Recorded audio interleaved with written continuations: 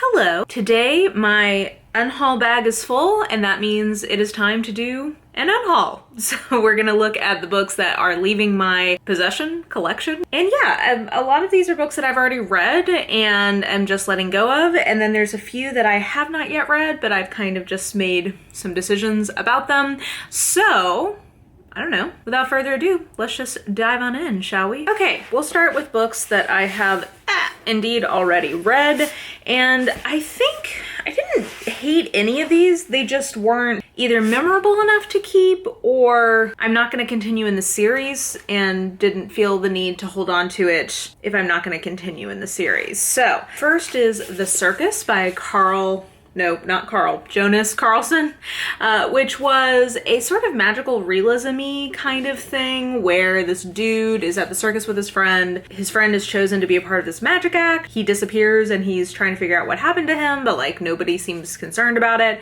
And this was totally fine. I just felt like, well, I believe that the author is an actor, and I actually think that this would have been better as sort of like a art house indie kind of film rather than a book. Like as a book, it just felt sort of like been there, done that. So not terrible, just like not memorable. Then a book that I DNF'd. So the next two actually were both a part of a TBR swap that I did with my friend Bethany, which was really, really fun. This one she picked out for me and it just wasn't for me. I ended up DNFing it at about, I think, 40% because the writing, like the authorial voice just like really didn't work for me. It felt very overwritten in my opinion, but Bethany loves this book and I heard from many people who said that they personally really like Kate Morton's writing style. So like this is totally just like different strokes for different folks. Her writing personally just didn't connect for me. So I DNF'd it and am not going to hold on to it. I did not DNF Sinlin Ascends by Josiah Bancroft, which was also part of that TBR swap.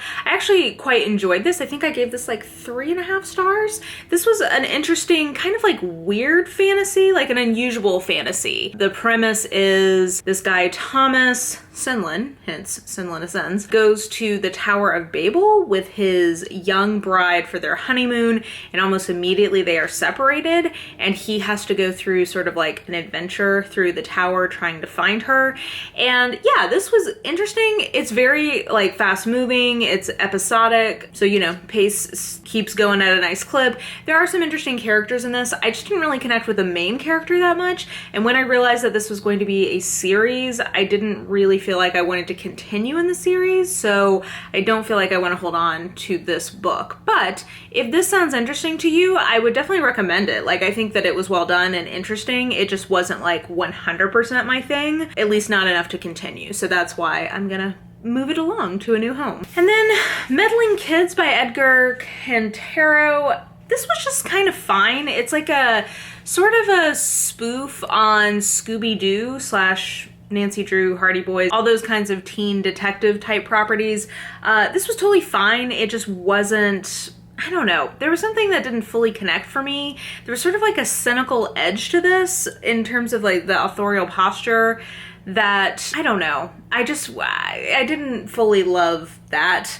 There's some Lovecraftian horror elements to this. Like, I can totally see why some people really enjoy this. It just didn't fully come together for me. It ended up just being sort of like meh, and therefore I don't feel the need to hold on to it. And then I've got, let's see here, The City in the Middle of the Night by Charlie Jane Anders. I had gotten this as a part of my Operation Sci-Fi reading project, which, have you guys seen? Yeah, you've seen the wrap up for it. So anyway, you know that that is over. And this was, again, fine. This was a kind of weird reading experience. It reminded me of my time with The Witch Elm by Tana French, because I couldn't stop reading it because I liked the writing so much, but I didn't really like the plot and I didn't connect enough with the characters.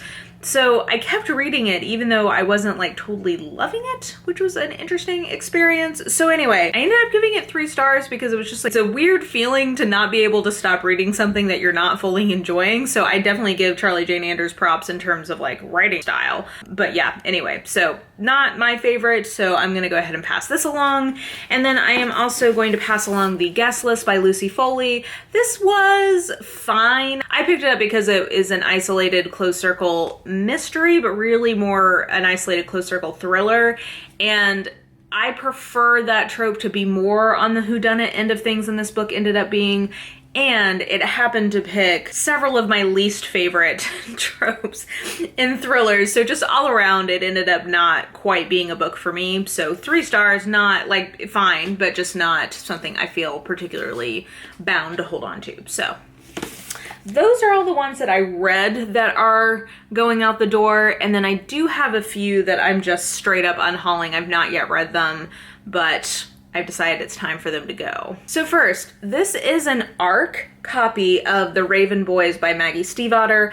I actually do still plan on reading this book at some point, but I know that this ARC copy is something my friend Leanna really wants, and it's just sort of sitting on my shelf right now, and I thought, like, yes, there's a chance that this is going to end up being, like, an all-time favorite book, and I'm going to wish I had an ARC copy, but, like, that, I'm not that into collecting ARCs or something. Like, that whole thing is not that important to me, so I know that she wants it already, so, like, why am I holding on to it? So anyway, Leanna, you will be getting this in the mail at some point, because I'm going to pass this along to her, because she will enjoy it in a way that I am personally not enjoying it on my shelves right now.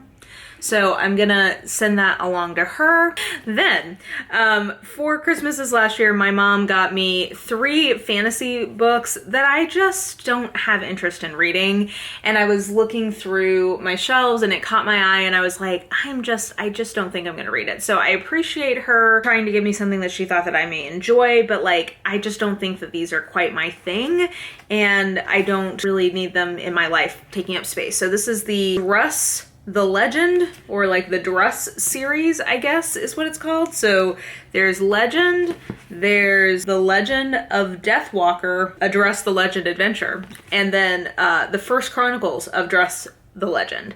And I'm not going to find out what's so legendary about Druss because these are just, I just don't have interest. It seems like these are sort of maybe like 90s or 2000s fantasies. I am sad to get rid of these covers though, because like the phallic symbolism of these axes coming, like jutting strategically from his body, like is next level. So that's a tragedy that I don't have those covers around anymore. But anyway, I'm just not going to get to these. So it's time to let them go. And then finally, I'm unhauling 2 books that I think some people may be sad about or like agitated about.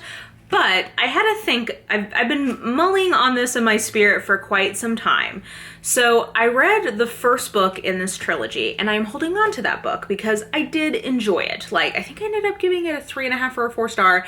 It was an interesting book. Like, I had a good enough time in it. However, when I was reading it, I observed 2 things. One, I was going back and forth between it as a physical book and it in audio, and I actually quite enjoyed it in audio. Like, that was a nice reading experience. So if I decided to continue in the trilogy, I would be perfectly happy to do so as audio from my library. My library also has like e-editions aplenty. So this is a series that is easily readily available to me from the library in a format I would enjoy. So there's that. And then I also got to the end of that first book in this trilogy and thought, oh, I actually very much enjoy this as this being the ending. Like, I don't really feel that compelled to find out more in the story because I like where the story has landed for this first book. And I also have heard very like starkly divided opinions about the progression of the next 3 books. Some people feel like it got better and better. Other people told me that they loved the second book but hated the third book. Other people are like, oh, I wish I hadn't continued it on at all. Like, I wish I'd just stopped with that first one. So all that to say, if I'm still not sure I'm going to continue on with this series, and if I do, I think I will do it in a different format.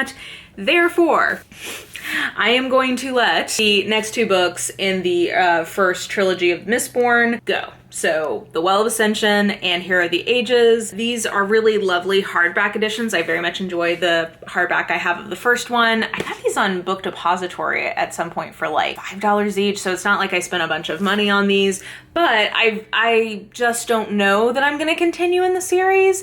If I do, I'll do it as audio, so like, why am I holding on to these 2 really chunky books? I guess if I ended up continuing in the series and absolutely loving it, I will be sad that I don't have like the matching set, but I think I'm willing to take that risk. I'm willing to take the risk that I am going to feel that way versus having the shelf space back and frankly putting out 2 like very nice copies of this into circulation for the community. So these are going. I'm sure that will make some people sad, but I'm not totally ruled out that I'm gonna, I don't know. In my heart, I don't think I want to continue in the trilogy because I really did just like where it ended, but if I just decide I'm going to at some point, I can.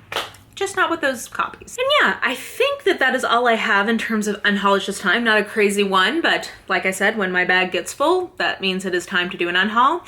So let me know what you thought of any of the books that are leaving my collection. If you have read them, let me know that below. I love unhauling. I find it very cleansing. It's my Marie Kondo moment to pause and reflect on the state of my book collecting. So I enjoy unhauling, and I hope you enjoyed watching it. So I think that will do it for me. If you enjoyed this video, please like, subscribe, follow me on the social medias if you are so inclined. I have all that information listed in the description box below, along with a link to register to vote and a link describing what the situation is in terms of voting in various states, if you can register the same day you vote, if you need an ID, all of that kind of stuff down below. I have already voted, and you should make a plan to do so as well. So yeah, I think that will do it for me. Hope you're having an absolutely lovely day today, and I will just talk to you soon.